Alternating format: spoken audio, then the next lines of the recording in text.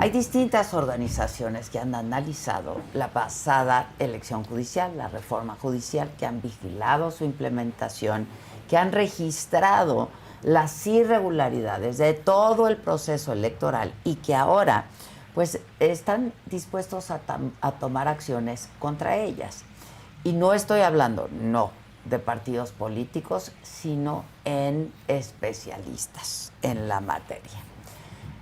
Para hablar de estas irregularidades en la elección de juzgadores, de las acciones que se pueden tomar para combatirlas, me da mucho gusto recibir hoy aquí en esta mesa Arturo Espinosa Solís. ¿Cómo estás? ¿Solís? No, Silis, perdóname. Hola, perdóname, Arturo. Qué gusto Bienvenido. saludarte y poder estar Igualmente, muchas gracias. Tú eres director del Laboratorio Electoral, justamente. Así es. Está con nosotros también Mariana Calderón, directora general del Consejo Nacional de Litigios Estratégico. Gracias, Mariana. Adela, es un gusto buen estar día. aquí. Muchas Muy buen gracias.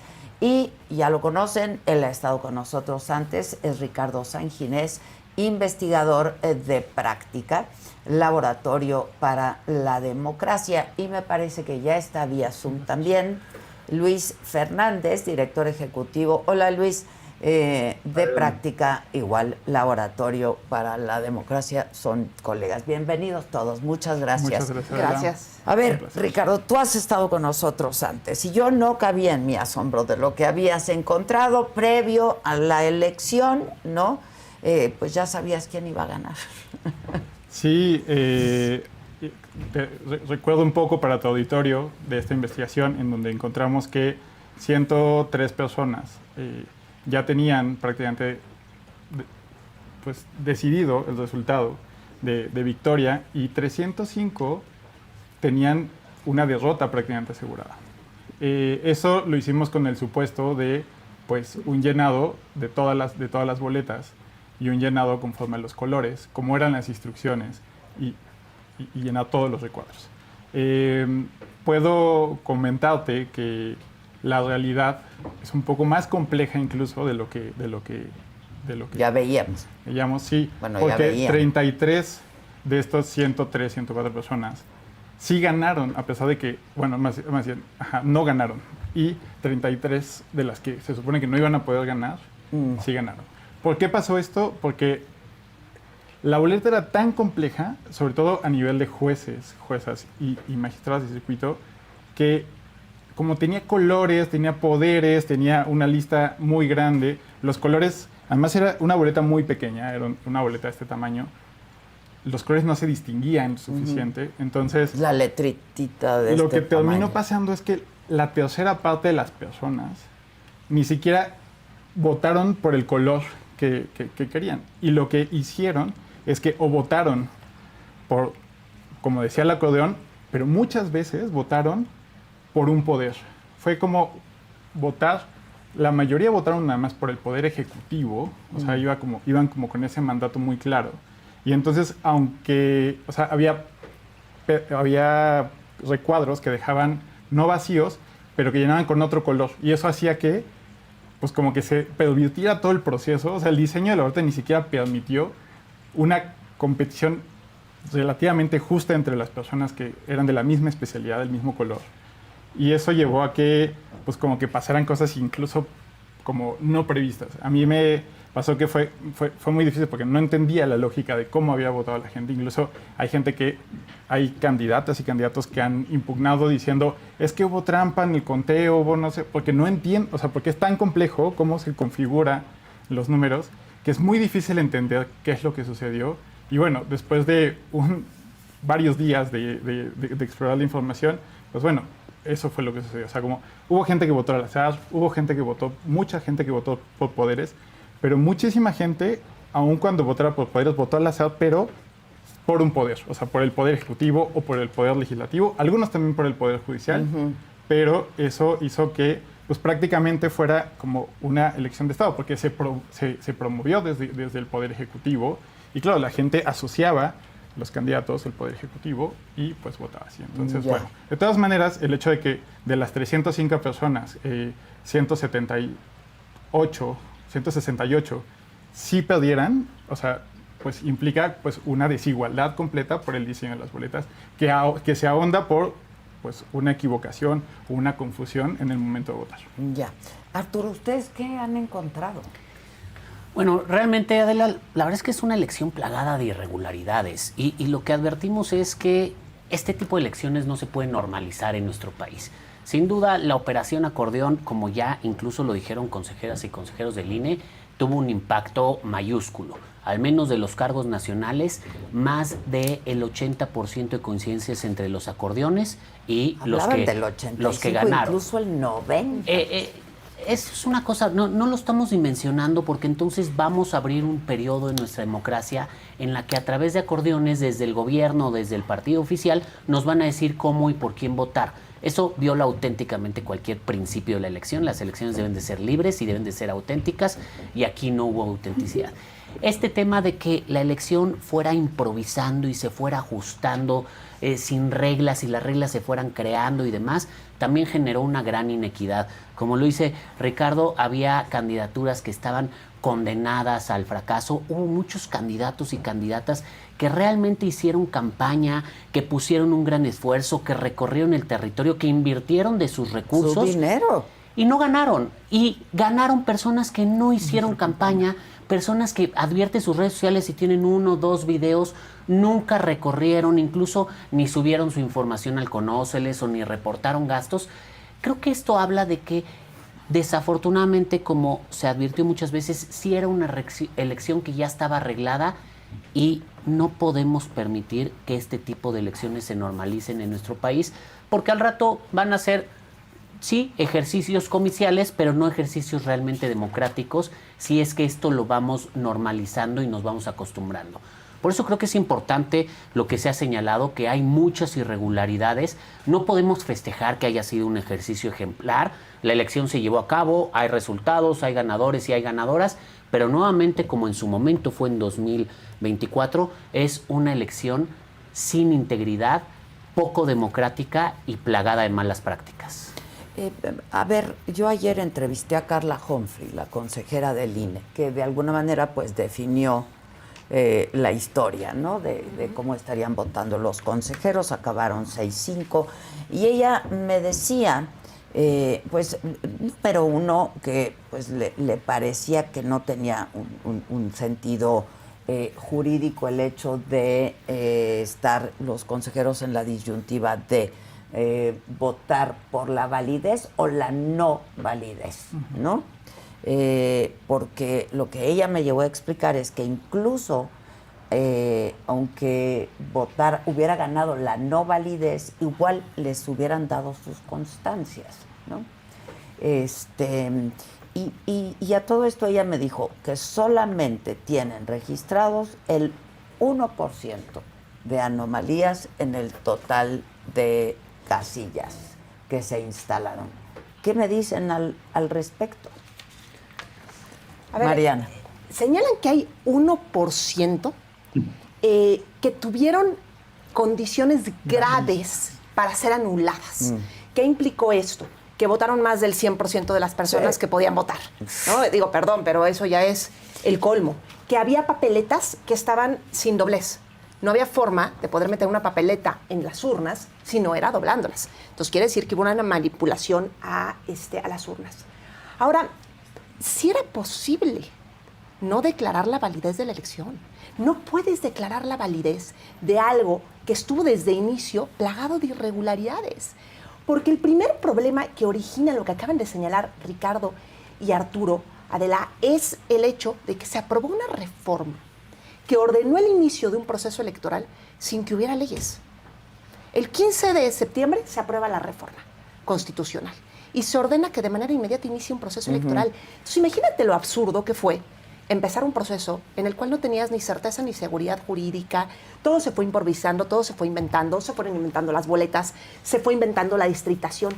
Y todas y cada una de esas cosas violaron los mínimos principios de integridad electoral. Y ahí creo que es muy importante que levantemos todas y todos la voz, porque no podemos permitir que vuelva a haber elecciones como las que acaban de pasar el pasado 1 de junio. Ahora, es gravísimo. Con esta ya no se puede hacer nada. Digo, yo sé que han habido impugnaciones, pero bueno, si quieren, antes de pasar a eso, vamos con Luis. Luis. Le entro, Adela. Primero saludos a los colegas y a tu auditorio, y una vez más, gracias por la invitación, Adela. A ver, para mí creo que es importante reconocer a los 5 consejeros y consejeras que con mucha valentía, con mucha determinación y sobre todo, Adela, con evidencia, presentan información sobre lo que ya pusieron sobre la mesa ahora. Una variable determinante que afectó los resultados electorales, que son los acordeones. Y eso es algo que se puso sobre la mesa el Consejo General, que 5 de los otros 11 consejeros, voy a dejar a Carla Humphrey aparte, pero lo minimizan y declaran que no es determinante para la elección. Hacen referencia a esto, al 1% de las casillas, hacen referencia a 818 casillas que efectivamente estuvieron rellenadas, tuvieron las famosas boletas sin dobleces, entre otras irregularidades que identificaron que no se veían ya en elecciones anteriores en México. Eso también es importante subrayarlo para el auditorio. La calidad de las elecciones estuvo en duda, ¿no? A pesar de eso, el INE como institución hizo un trabajo extraordinario en el país. Sí. Creo que la organización de la elección no está en disputa, no podemos hablar mal de esa capacidad logística del INE, de su servicio profesional de carrera que garantiza que las elecciones sucedan. Sí.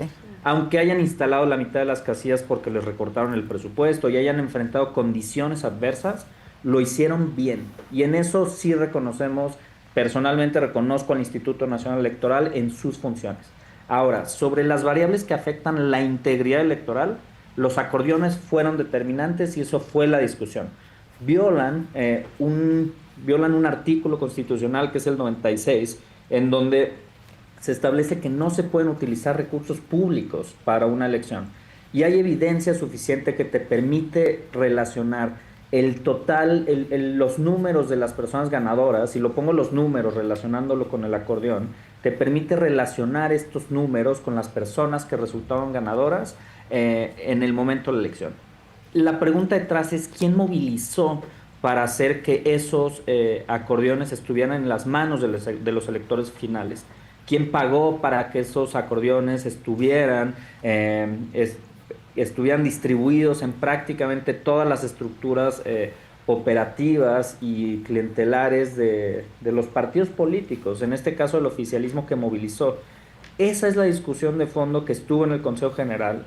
Sí pudieron haber determinado la no validez de la elección. Me parece que vimos un consejo dividido que no se había visto también en muchos años, y por eso agradezco mucho que aún existan contrapesos al interior del instituto. Y de Carla Humphrey sé que estuvo entre una posición y la otra y al final inclinó efectivamente la balanza. No identifico muy bien las razones, si son razones personales, si son razones políticas, si es la convicción democrática o no detrás, y creo que esa discusión y esa interpretación se la debe de quedar el público, las personas que nos vean, sabiendo que las últimas decisiones cruciales para esta reforma y para esta elección en el Senado con Yunes y con el senador de MC de Campeche que secuestraron prácticamente en Televisión Nacional, que se quedó en Campeche, que no pudo llegar, con Pérez Dayán presionándolo en el Congreso, en la Suprema llegamos Corte, a esta historia momento. con los capítulos Humphrey, anteriores. Dejamos la balanza semi-inclinada a perder condiciones democráticas y a perder calidad democrática en nuestro país. Sí, comentamos aquí en la mesa que llegamos a esto por los 4 episodios anteriores, ¿no? Uh-huh. Sin duda. Claro, esto es, o sea, estamos en donde estamos por una consecuencia de diferentes decisiones o no decisiones tomadas en diferentes momentos que han ido siendo tolerantes y que además, en muchos casos, quienes han tenido la oportunidad de votar en un sentido o en otro, a mí lo que me llama la atención es que después manifiestan extrañeza por lo que está pasando o hacen señalamientos. Y la verdad es que esto no es una cuestión, el gobierno va a empujar hacia donde quieren y ya sabemos cuáles son las prácticas. Y aquí en donde preguntas, ¿sí qué hay que hacer? pues yo sé que es difícil y se ve cuesta arriba, pero todavía queda el Tribunal Electoral, en donde ya se han presentado algunas impugnaciones, se van a presentar otras. Nosotros como organizaciones vamos a presentar impugnaciones realmente con argumentos, con pruebas, un trabajo jurídico profundo, y el tribunal tiene la oportunidad de señalar. El tema va más allá. Que ya la he tenido antes, perdóname, Arturo, pero ya sí, la he tenido muchas veces. ¿no? Pero justamente creo que el tema va más allá de si la elección es válida como tal o no, y el tema es, queremos este tipo de elecciones, esto es lo que queremos para la democracia mexicana, queremos que haya elecciones inducidas y coaccionadas por el gobierno, queremos que haya elecciones en donde sí hay muchas personas que compiten, pero realmente sin posibilidades de ganar, queremos que haya elecciones en donde el acordeón emitido desde el oficialismo sea el que determine los ganadores, queremos que haya elecciones en donde los recursos públicos sean los que inciden. Esa es la pregunta que nos debemos de hacer, porque hablamos mucho de Venezuela y de Nicaragua. Ellos tienen ese tipo de elecciones. ¿Queremos ir en esa ruta o todavía está tiempo de que algunos, como dijo Luis, valientes en la mesa, den un manotazo y digan, de esta manera no lo vamos a permitir? Creo que eso es lo que debemos de preguntarnos. Pues ojalá. Y por eso estamos sumándonos varias organizaciones justo para hacer este reclamo, ¿no? Para llevarlo a las instancias jurisdiccionales para que se reconozca la serie de irregularidades que, insisto, derivan desde el inicio de la propia elección y que exista y volvamos a reconocer las elecciones que hemos llevado construyendo más de 30 años, ¿no? Teníamos un Instituto Nacional Electoral con toda la credibilidad que ciudadana. Era modelo para el mundo. Internacional, claro. A nivel internacional. Sí, el mundo. Y entonces tenemos que regresar a estos estándares, ¿no? Y no permitir que este sea el nuevo patrón de comportamiento. Incluso hay acuerdos emitidos por el INE que generan alteraciones a la voluntad del voto, ¿no? Entonces, por ejemplo, el acuerdo de paridad, por ejemplo. Sí. Es muy interesante. A ver, todos queremos que haya paridad en los cargos, pero este acuerdo de paridad no fue establecido correctamente y entonces lo único que permite es que para garantizar esta paridad se altere la voluntad popular. Entonces hay hombres que no van a llegar al cargo, que tienen un mayor número de votación. Está bien la paridad, le exigimos las mujeres, la queremos las mujeres, pero la tienes que trabajar de manera consistente y constante para garantizar los equilibrios de manera previa, no una vez que se ejerció el voto, ¿no? Sí, porque eso te altera. María, muy rápido, o sea, como hay dentro de estas 305 personas que iban a perder, había 30 hombres que no tenían ninguna posibilidad por justo los ajustes de paridad que eran posteriores y que justo, y en efecto, perdieron porque a pesar de que tenían más votos, por cómo estaba configurado, porque había pocos acá y porque estaba hecho un caos, pues, por este caos, y porque las reglas no se hicieron tomando en cuenta el diseño, porque no se hicieron tomando, o sea, no se hicieron tomando en cuenta la repartición geográfica, la repartición como aleatoria que hicieron extraña. Entonces no hubo nadie justo que parara en un momento y dijera, ok, ¿cómo vamos a integrar todas las reglas para que tuvieran sentido? Pero eso lo tenía que haber hecho el INE. Exacto. Claro. Y ¿Sabes cómo lo veo? ahora el INE tenía la oportunidad, tenía la oportunidad de echarse para atrás y además tenía otros elementos externos al propio INE para decir esto es inválido o no válido, ¿no? En esta discusión extraña de como Carla. semántica. Yo creo que en ese semántica. sentido hemos ido incluso más allá, porque ya no es un tema de garantizar la paridad, es un tema de poner ciertas cuotas o lugares reservados. Porque así como dice María en un caso, hay casos en donde las mujeres tuvieron más votos que los hombres, pero como dice que tiene que haber tantos lugares para hombres, tantos lugares para mujeres, las mujeres se quedaron afuera. Y eso está desnaturalizando la democracia y el voto popular. Digamos, 2 de las salas regionales del Tribunal Electoral podrían haber estado integradas por 3 mujeres, porque tuvieron más votos que el hombre. Pero la ley decía que tienen que ser 2 mujeres y un hombre. Y esto empieza... Creo que sí tenemos que entrar a una revisión en muchos sentidos de hacia dónde hemos llevado las reglas, hacia dónde hemos tolerado las malas prácticas y hacia dónde queremos que vaya la democracia. Porque también creo que basta de que el discurso sea en un sentido y los hechos sean en otros. se vendió la reforma como que se iba a democratizar al Poder Judicial. Y que era la voluntad del pueblo. Exacto, y que iba a ¿no? ser la voluntad del pueblo, y que 36 millones de personas habían pedido esta reforma. Ni votaron 36 millones de personas, votaron muchísimos menos, votaron 13 millones de personas, hubo 20% de votos nulos por distintas causas, pero tampoco se democratizó el Poder Judicial. No ganaron las personas que quería la gente, ganaron las personas que a la gente se les dijo que tenían que votar por. Y creo que eso es grave. Entrar en este tipo de democracia no debe ser lo que buscamos como país. Ya la tuvimos hace muchos años y optamos por salir de ahí. Y esto es una cuestión de personas que tienen en su poder la decisión de no permitir esto, no seguirlo tolerando. Y hasta ahorita lo que hemos visto en este último poco más de un año es personas que al contrario han decidido tolerar este tipo de democracia y que nos están llevando a una democracia que está dejando de ser una democracia electoral y una democracia auténtica, sino más bien a una simulación y una ficción. Luis, a que le entres tú también. Muy bien, Adela. A ver, creo que del argumento de la democracia y lo que nos viene para adelante, la preocupación de fondo la compartimos en esta mesa. Creemos que hay valores democráticos, formas de organizar las elecciones, formas de integrar nuestros poderes que se están poniendo en duda en cada momento. No queremos, ya lo dijeron en la mesa, no queremos volver a tener elecciones así. ¿Y por qué no queremos volver a tener elecciones así? Porque no son íntegras, porque faltan, vulneran constantemente las reglas electorales, las reglas del juego. Y eso nos debe de preocupar como ciudadanía. Hoy lo vemos para integrar un poder. Y déjenme avanzar en el argumento, en lo que viene. Lo vimos para integrar este poder, entregaron ya las constancias de mayoría, se va a integrar pues la nueva estructura, 881 personas al nuevo Poder Judicial a partir del 1 de septiembre. Tenemos un año, Adela, para una nueva, para poder hacer las reformas, antes de que inicie el nuevo proceso electoral. Y hay que arreglar mucho.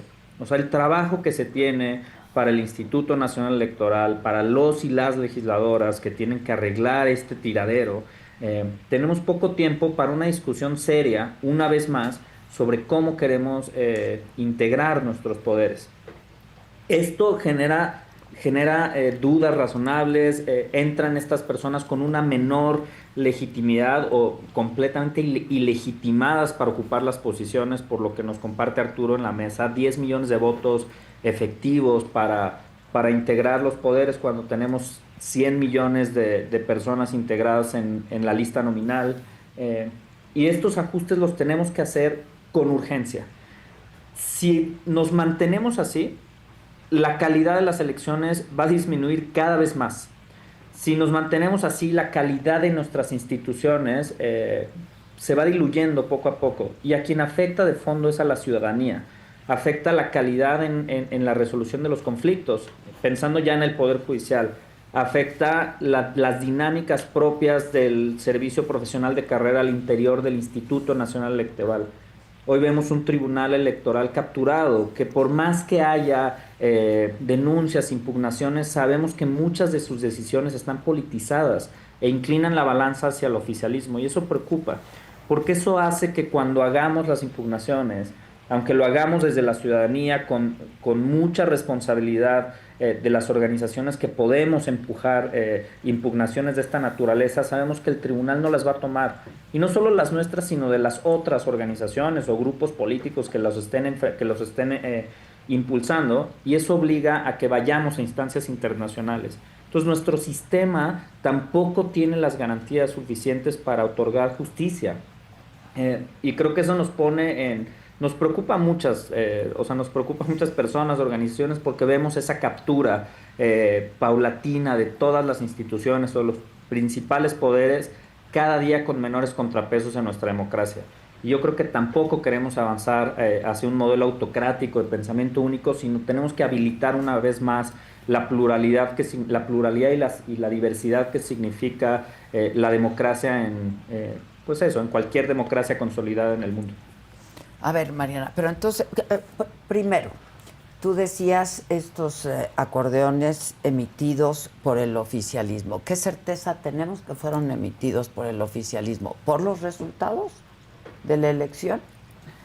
Bueno, digamos, parte de la trampa es eso, que realmente no hay un autor visible, nadie lo suscribe, simplemente circularon. Pero pues yo ahí preguntaría justamente, uno, pues sabemos que quienes llegaron a muchos de los cargos, pues al menos son afines a el oficialismo y estaban en los mismos acordeones. Pero la pregunta es, ¿quién tiene los recursos para emitir tal cantidad de acordeones? Fueron millones de acordeones. ¿De dónde salieron? ¿Quién los pagó? ¿De dónde salió el recurso? Dudo que haya sido, porque algunas personas hicieron su propio acordeón y lo circularon, eran acordeones electrónicos y se veía la tablita Excel.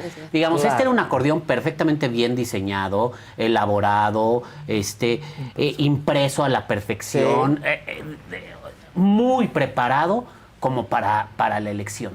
Yo creo que pocas tienen la capacidad, pocas instancias, instituciones u organizaciones tienen esa capacidad y pues desde luego el gobierno, ¿quiénes fueron de acordeones? ¿Quiénes fueron los principales interesados en impulsar y promover esta elección? Digamos, sí, no trae el sello del gobierno, del partido en el gobierno, pero yo creo que no se necesita se ve como elucubrar mucho para como decir pato, de dónde ¿no? viene. Incluso hay una confesión de los voceros del oficialismo diciendo es que la oposición tuvo la oportunidad de entrarle a la elección y no quisieron. Eso es una confesión de que ellos le entraron. O sea, ¿por qué están diciendo que la oposición no lo hizo y que perdió la oportunidad? Eso significa que lo tomaron. Bueno, no sé, para mí eso es una confesión clarísima. Y ese es el pretexto que usaron las 6 consejerías que votaron a favor de validar la elección, diciendo no es determinante. Sí, ¿no? Sí, que a mí me dijo, Carla, ¿tú fuiste a votar? Le dije, sí, yo fui a votar, ¿no? Y alguien coaccionó tu voto, pues no. Digo, en mi caso, pero cuando vas con un acordeón, ¿no? O sea, ¿cómo documentas o cómo demuestras pues que hubo coacción de voto? Pero es el origen del problema. Es el origen del problema. El diseño absurdo. ¿Cómo diseñas una elección con 881 cargos, sin identidad partidista, ¿no? Digo que era necesario, porque no podías tener un poder judicial con partidos políticos atrás. Claro, sí. Pero ¿cómo vas a reconocer a las personas? Y muy compleja, es decir, y se hizo... Y una boleta con 64 nombres o con... Sí, en total eran 200, 200, tenías que leer nombres y nombres y nombres personas. Y nombres. A ver, incluso los abogados involucrados cercanos al Poder Judicial no sabían por quién votar, tal vez para ministros, pero cuando llegabas a jueces, a magistrados, era un número grande de candidaturas y cómo los identificabas, ¿no? Era el principio absurdo de la elección, cómo diseñaste una elección bajo este modelo, ¿no? Con la división territorial que tuviste, con tanto número de personas en las boletas, y pues te llevó a esto, a hacerle imposible, y la única salida para darle viabilidad era a través de los acordeones. Incluso sí, las personas sino cómo. Sí, aunque le digas a alguien por quién votar, pues ya cuando llegó a votar ya se le olvidó. Claro. Y, Adela, nada más, yo creo que tampoco podemos echar por la borda todo lo que se ha señalado. Previo a la reforma, instancias nacionales, académicos, especialistas, organizaciones, instancias internacionales han señalado que este no es el mecanismo idóneo.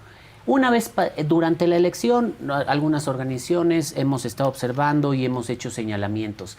Después de la elección han venido otras. El informe de la OEA me parece muy claro y contundente en el sentido, señala todas las irregularidades, hace recomendaciones y al final dice que no es un sistema que deben de copiar otros partidos. Que enojó mucho a la presidenta que vinieran a opinar, ¿no? Pero es que es la suma de todo eso. Los consejeros por primera vez en la historia se atrevieron a proponer que no se validara la elección, no que se anulara. Creo que el punto de Arturo Castillo era muy fino en ese sentido. No tenemos facultad para anular, pero podemos no validarla. Nunca se había planteado esto y mira que ha habido elecciones polémicas y complejas en este país. Y es el cúmulo. Y ahora se han presentado impugnaciones, como decía, se va a presentar más. La impugnación que varias organizaciones y abogados hemos realizado es muy robusta en cuanto a las pruebas, en cuanto a los argumentos. Digamos, hay muchos elementos que nos están diciendo este no es el camino. Me parece que no los podemos ignorar tratando de justificar el absurdo de cosas que además son imposibles. Ya hubiera sido el colmo, el descaro, que los acordeones llevaran el sello de la Presidencia de la República o el escudo o un cheque nacional. de pago, registrado en el pago del honor. El día que lleguemos a eso estamos perdidos. Le entro con una idea. Perdón, Luis. No, le entro con una idea. Me parece muy simple para el auditorio. Es que cada una de las personas que nos está viendo haga un análisis propio y pueda compartir en su entorno si esta elección fue promovida o no abiertamente por el oficialismo, si hubo personas relacionadas con Morena o con el oficialismo que tocaron las puertas de sus casas o que movilizaron, si hubo personas que influyeron directa e indirectamente en los perfiles, pensando en los que quedaron ganadores para que estos perfiles quedaran integrando la Corte. Si vemos los perfiles que llegan, las tres ministras que ya ocupaban la posición, estaban en los acordeones, llegan a la posición. Una persona muy cercana, Andrés Manuel, una cuarta ahora próximamente ministra, también llega a la posición. Es tan evidente que está a los ojos de todas las personas que influyeron en la elección, que no fue una elección auténtica ni íntegra, que los argumentos jurídicos claramente se empiezan a materializar con mucha claridad ahora en una impugnación, que es de la que habla Arturo, para tener elementos y evidencia suficiente para decir no fue una elección auténtica y tenemos que modificarla. ¿Cuál es la consecuencia de esto? ¿Repetir la elección? No sé si sea repetir la elección, si sea esa la petición para el 2027, pero la forma en la que se integró esta posición no es sana, no es para una democracia, no es íntegra, y sí tenemos que como sociedad preocuparnos por señalarla y por seguir discutiéndolo públicamente hasta que retomemos el rumbo de las instituciones de nuestra democracia. Pues es que ¿ante quién van a ser las impugnaciones? Ante un tribunal que avaló las irregularidades anteriores, ¿no? Que dio la sobrerepresentación, que permitió que se votara la elección judicial. Y bueno, quiero volver al argumento de los acordeones y cómo, o sea, incluso pues los mismos consejeros, consejeras, dieron el argumento de que está pervertida la voluntad de aquellas personas que sí se pusieron a estudiar, que sí hicieron un análisis. Okay, de nada sirve, o sea, el resultado es como, de nada sirve que hagas tu análisis, de nada sirve que hagas un voto a conciencia, porque va a llegar la aplanadora del oficialismo con todos sus mecanismos, que ya tienen que de por sí, creo que de todas maneras les hubiera ido como bastante bien, pero lo hacen burdo y además lo hacen con acordeones impresos y lo hacen tan evidente que es como miren, somos impunes. O sea, es el mensaje, creo que y lo peor es que sí lo son, incluso, o lo han sido hasta este momento. Y el INE, no sé, o sea, creo que podría estar jugando un mejor papel. Aquí hace un par de semanas platicamos de las pautas publicitarias que estaban prohibidas y que encontramos que cerca de 400 personas habían utilizado pautas. Un dato, todas las personas que ganaron para Suprema Corte y para Tribunal de Disciplina Judicial, todas tienen un gasto importante en pauta publicitaria. Y el INE no retomó esa discusión a pesar de que a nosotras, las organizaciones, nos solicitó estos datos y se los compartimos y tenían todo el dato y no fue parte de la discusión, que es parte de las cosas que pervierten la voluntad popular, de la inequidad evidente de todo el proceso. Creo que hay demasiados argumentos y este esfuerzo de las 5 consejerías que intentaron minimizar por completo todos los argumentos cuando es como las pruebas son muy grandes y hemos podido hacer una colección de 300 acordeones y el tema es que sí influyen. Tal vez los acordeones no necesariamente dictaminan quién ganó, pero ya el hecho de que modifiquen las fuerzas de quién tiene más votos, quién tiene menos votos, eso no debería ocurrir en un país democrático con reglas democráticas, con las reglas que el mismo INE, que el mismo tribunal puso. A ver, yo creo que tenemos una deuda, y sí lo voy a plantear como reflexión, y sé que no es muy popular, pero hubo una apatía social o un rechazo, ¿no? Calificámosla como queramos, y era lógico por lo absurdo de la reforma y por lo mal llevada a cabo pues toda la etapa de preparación de la elección. Pero no salimos a votar, ¿no? Fuimos pocos, o más bien fuimos muy pocos los que salimos a votar. Y había más cargos, no nada más estaba la Corte, no nada más estaba el Tribunal de Disciplina. Teníamos jueces y magistrados y había personas de carrera judicial. Y creo que debimos hacer o combatir o haber luchado de forma activa a través del voto por ellos, y no lo hicimos. Y creo que estamos en deuda con esas personas que en este absurdo dijeron, me voy a aventar a las urnas, voy a poner mis recursos, porque esa era la regla, ¿no?, en juego. Y hay muchos de ellos que, si bien perdieron, porque efectivamente ir en contra de la planadora era muy complicado, se quedaron a pocos votos. Y probablemente una participación ciudadana más activa hubiera hecho que ganaran o que fueran mucho más competitivos, ¿no? ¿Por qué? Porque había esta división territorial y entonces, si bien había uniformidad para los cargos de ministros del Tribunal de Disciplina, se rompía esa uniformidad al hablar de distritos electorales judiciales. Pero el resultado sería el mismo, una elección fraudulenta, ¿no? A lo mejor con otras personas que hubiesen llegado, pero más, no le quita lo fraudulento. No, de todas formas, no, por supuesto. Lo fraudulento estaba, pero tal vez hubiéramos logrado mantener ciertos perfiles de carrera judicial en los cargos de juzgados y tribunales colegiados. Pero entonces no estaríamos haciendo esta mesa. No, también. No. El fraude está O sea, creo hecho. que lo que se está defendiendo en esta mesa no es ya tanto quién llegó, sino ¿cómo? La forma en la que llegaron, ¿no? Creo que eso es importante. No es algo en contra de alguien en particular. No es quién no llegó. Es señalar nombres y personas. Es más bien las formas o cómo estamos empezando a concebir la democracia, que me parece una democracia ficticia. Como decía ahorita Mariana, creo que nuestra democracia está enferma.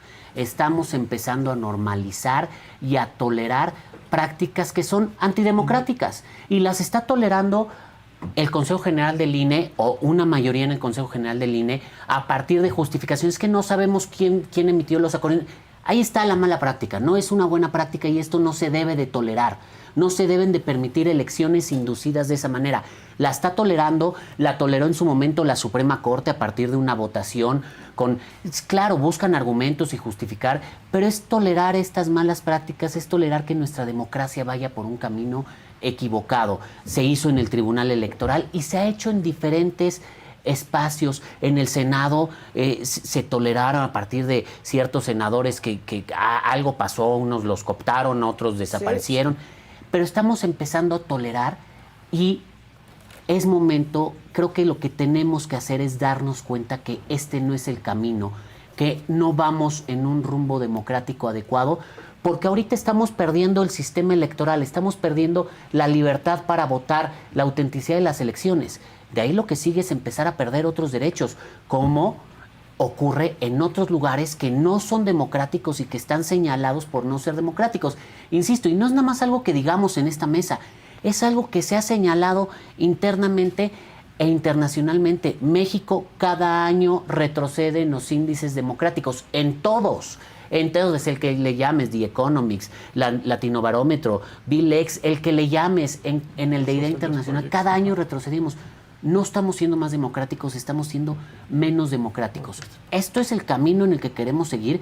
Quienes dicen que defienden la democracia y quienes se dicen demócratas, este es el paso. Ya tuvimos unas elecciones en las que no pudieron votar los residentes desde del extranjero.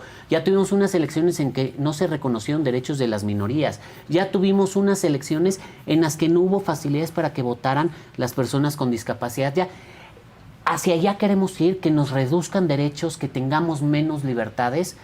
Yo creo que no es el camino que México ha seguido los últimos años y eso es lo que debemos defender: la democracia, las libertades, el ejercicio de los derechos. Mariana, en el sentido de qué se puede hacer con esta elección que ya pasó.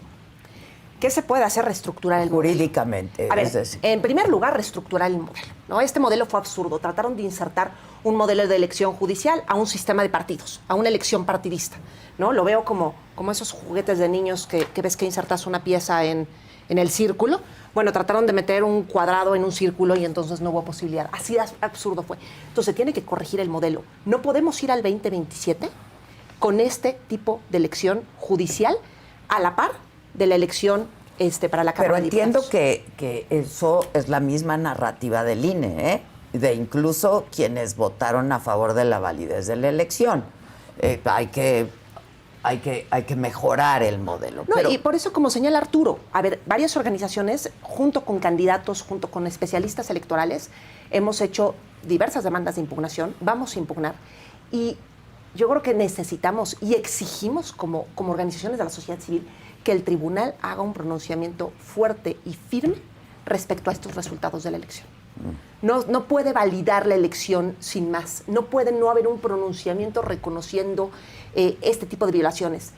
Puede decir el tribunal, no son determinantes. ¿Cómo no van a ser determinantes? Dado los resultados y la obviedad y la identidad entre un acordeón y el resultado electoral, ¿no?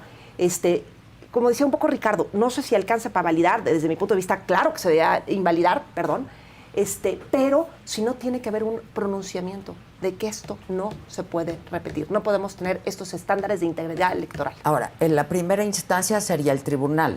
La única. Única. ¿No puede llegar a la Corte? No. La Corte lo único que puede estudiar es la validez de la elección de los magistrados de la Sala Superior del Tribunal. Nada más. Nada más. Nada más. Podría llegar a instancias internacionales. Eso sí, digamos, donde ya hay ahí por este tema varias denuncias, varios pues escritos, denuncias, y esta podría sumarse en caso de que se valide nuevamente, porque es un tema que va más allá del resultado propio de la elección. Y lo que se busca es que, pues, digamos, poner barreras, poner frenos a este deterioro democrático que estamos viviendo antes de que sea muy tarde. Sin sentido, un absurdo.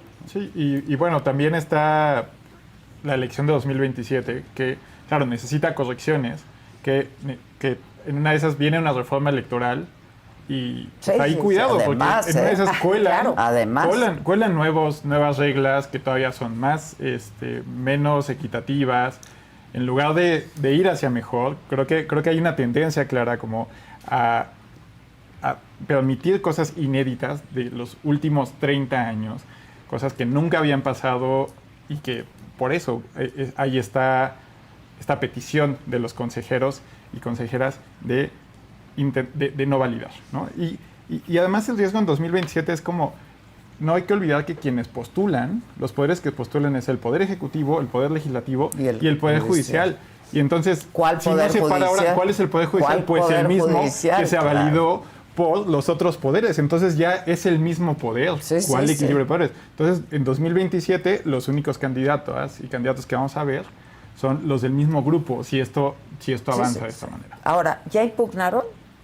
No. Se vence el día de mañana y mañana se estarán presentando las impugnaciones. Claro. Y ya hay partidos que impugnaron, ya hay incluso candidatos que han impugnado, ¿no? ¿O ustedes están reuniendo todo lo de los candidatos? No. Estamos reuniendo ciertos elementos de ciertas candidaturas que son las que van a impugnar, y como sociedad civil también vamos a impugnar, porque, ojo, hay un tema muy interesante.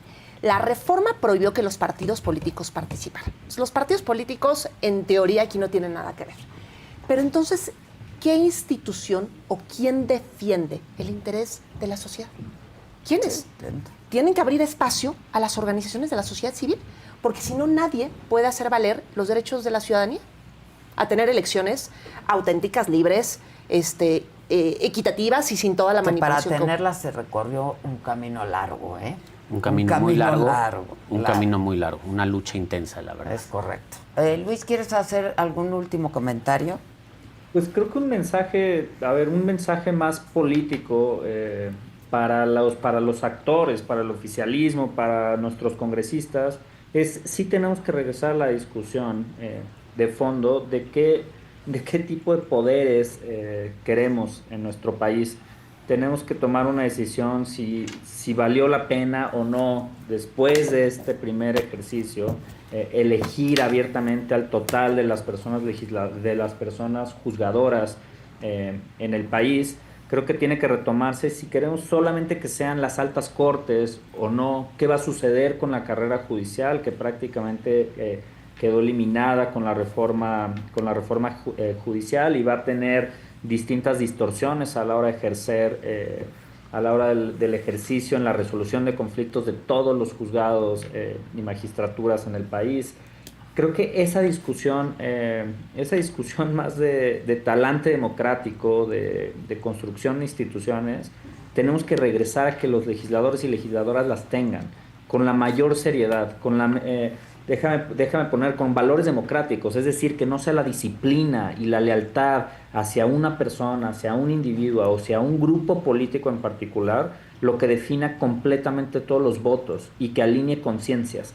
Creo que sí tenemos que hacer lo imposible por ir rompiendo poco a poco pues esa alineación que hoy existe hacia el poder para ganar conciencia en la discusión pública sobre cómo nos está costando en lo inmediato, y me refiero en la función pública de todos los servicios que ofrece el Estado, cómo nos empieza a costar como ciudadanía y cómo podemos recuperar instituciones que provean de manera más eficiente servicios, o en este caso que resuelvan de manera más eficiente conflictos, porque también recordemos que hoy el Poder Judicial prácticamente está parado en el país. Se va a venir una transición para la mitad de los juzgados en el país que va a ser aún más ineficiente por al menos unos 2 o 3 años la procuración de justicia. Entonces creo que es una preocupación que tienen que tener presente todos los actores políticos de este país. Muchas gracias, Luis. ¿Quedó a deber el INE? A ver, yo me atrevería después de una a decir marcha que no. para la defensa del INE, ¿no? A ver, creo que no tenía recursos, no tenía tiempo, No, y no pero tenía leyes. La armaron muy bien, ¿eh? Por La eso. jornada Yo creo electoral que- Por eso se creo que animó no. muy bien. Por eso creo que no quedaba de ver.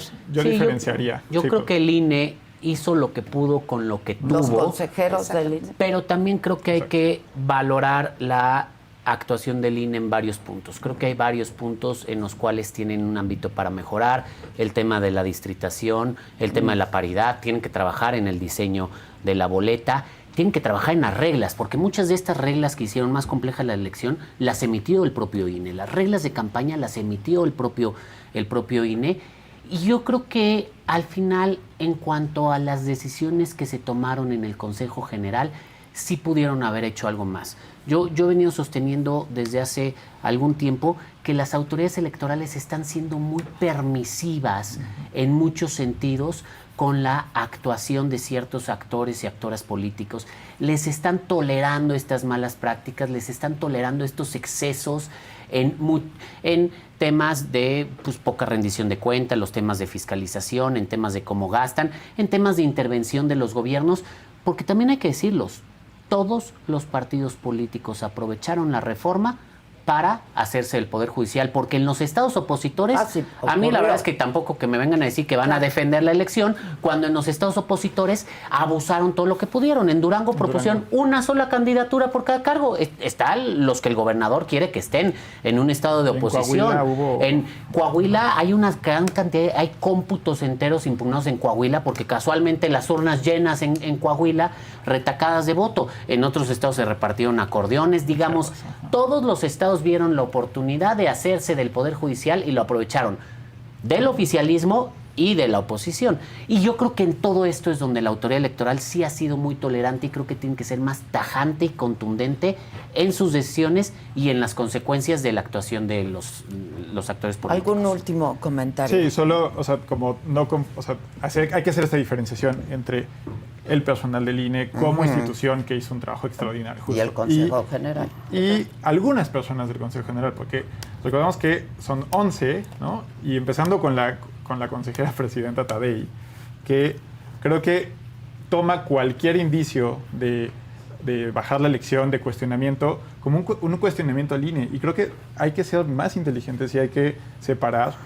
Y justamente ese es el trabajo del INE, velar elecciones justas.